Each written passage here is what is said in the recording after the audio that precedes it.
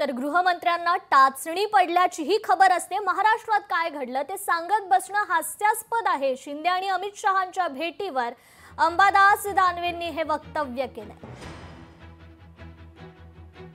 देशाच्या गृहमंत्र्यांना देशातली टाचणी पडली तरी ती इंटिमेशन त्यांच्या कानावर असते। तेव्हा महाराष्ट्रात काय घडलं हे सांगत बसणं किंवा सांगितलं असणं